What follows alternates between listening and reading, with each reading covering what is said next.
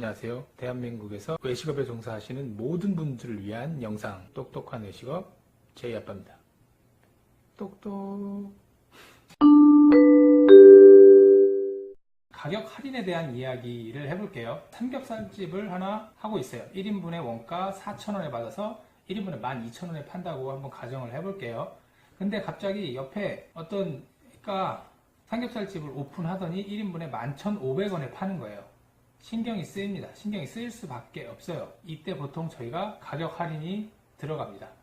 혹은 옆에 경쟁 삼겹살집이 따로 없더라도 매출이 자꾸 떨어져서 뭐 특별히 할 수 있는 방법이 없을 때 할인 이벤트를 하면 어떨까라는 생각을 해서 할인 이벤트를 합니다. 과연 이게 잘하는 짓인지 한번 보겠습니다. 삼겹살 1인분에 12,000원에 판다 그랬죠? 원가가 4,000원이고 거기에 반찬 뭐 이것저것 포함해서 원가가 6,000원이라고 한번 가정을 해볼게요. 그러면 단순 마진으로 6,000원에 받아서 12,000원에 파니까 6,000원이 남는 겁니다. 맞죠? 그럼 여기서 만약에 10% 할인이 들어간다고 가정했을 때 이제 원가는 변하지 않아요. 원가는 그대로 6,000원이에요. 그럼 판매가 12,000원에서 10% 1,200원을 빼면 1,800원입니다. 판매가가 1,800원이죠? 그러면 4,800원이 남는 거예요. 그럼 삼겹살 10% 할인을 했을 때 사람들이 우와 삼겹살 10% 할인이다 갈까? 이럴까요? 안 그런다라는 거죠. 최소 20% 30%는 할인을 해줘야 되는 거예요. 20% 할인을 한다고 한번 가정을 다시 해볼게요. 판매가 원래 12,000원에서 20%인 2,400원을 팔면 9,600원에 판매를 하는 겁니다. 6,000원에 받아서 9,600원, 3,600원이 남는 거예요. 처음에 할인하기 전에 6,000원이 남았는데 20%를 할인했더니 3,600원이 남아요. 거의 40에서 50%, 그냥 딱 반이라고 했을 때 난 분명히 20%를 할인해줬는데 마진은 반토막이 났어요. 그러면 20% 할인을 했을 때 최소 원래 판매량의 2배를 팔아야 되는데 20% 할인해줬다고 판매량이 2배로 늘어날까요?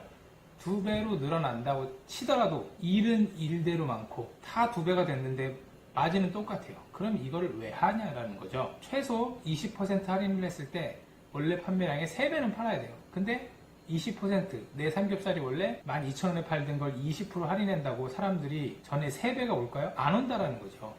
이런 가격 할인은 할 필요가 없는 거예요. 하면 안 되는 겁니다. 자, 그럼 두 번째. 많은 분들이 저한테 그러세요. 그럼 다 할인하는데 우리는 어떡하냐 이렇게 여쭤보시는데 하지만 잘 보시면 할인을 하는 브랜드들은 대부분 마진이 목적이라기보다는 브랜드 인지도를 높이려고 하는 경우가 많아요. 예를 들어서 파리바게트에서 크리스마스 기념 케이크 20% 할인을 한다고 한번 가정을 해볼게요. 얘네들은 케이크 팔아서 마진 남기 목적이 아니에요. 얘네들은 크리스마스 하면 파리바게트를 연상하게끔 크리스마스는 파리바게트와 함께하는 이미지를 심어주기 위해 하는 거지 케이크를 팔아서 마진을 남기려는 게 아니에요. 저희는 아니잖아요. 저희는 삼겹살을 팔아서 마진을 남아야 돼요. 그리고 얘네들은 특히 프로모션이나 할인 같은 것들을 할 때 이 할인에 대한 부담을 협력업체나 제휴업체에 떠넘겨요. 예를 들어서 SK, KT, LG 이런 데서 20% 할인하는 것들은 대기업들끼리 제휴해서 10% 퉁 치는 거예요. 그러면 KT는 KT대로 홍보가 되고 LG는 LG대로, SK는 SK대로, 파리바게트는 파리바게트대로 홍보가 되는 거예요. 근데 저희는 그러냐? 저희는 그러지 않죠. 그리고 이런 큰 외식업이든 큰 기업들은 손해보는 장사 절대 안 합니다. 케이크를 사면 그 외에 초, 와인 이런 거 같이 껴 파는 거예요. 이런 껴 파다 보니까 할인했던 그 금액들이 어느 정도 옛 어른들의 표현에 의하면 캄프라치가 되는 거죠. 커버가 되는 거예요. 근데 우리 영세업자들, 고깃집 하시는 분들, 작은 식당, 카페 하시는 분들 그런 것만 보고 같이 할인을 때려버리니까 오히려 저희한테는 더 마이너스, 계속 마이너스가 되는 거예요. 제가 상담할 때 사장님들께 이런 말씀을 드립니다. 사장님 다른 브랜드랑 차별화 하시고 싶으셔서 저를 부르셨는데 왜 남들이 똑같이 하는 할인하시려고 하시고 남들이 똑같이 하는 1+1 하려고 하고 남들이 똑같이 하는 어디서 주류 업체에서 할인해주는 1+1, 2+1 이런 거 하면서 저한테 새로운 걸 만들어주세요. 이거는 말이 안 되는 겁니다. 다르게 가야 돼요. 큰 기업들이 하는 거랑 다르게 가야 됩니다. 큰 기업이 하는 방식이 있고 작은 기업이 하는 방식이 있습니다. 마지막으로 요즘은 좀 뜸한 것 같지만 한동안 그 소셜 커머스라고 하죠. 쿠팡, 티몬 뭐 이런 애들이 30%, 50%, 많게는 90%까지 막 할인을 때린 경우가 있었어요. 이걸 하신 외식업체들의 생각은 아마 이런 거였을 거예요. 김 팀장, 지금 우리 브랜드 인지도가 좀 없으니까 일단 쿠팡에 한 시원하게 한 50% 정도 할인 올려.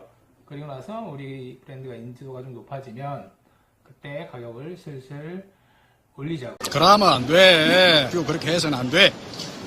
이 새끼들. 그러면 안 됩니다.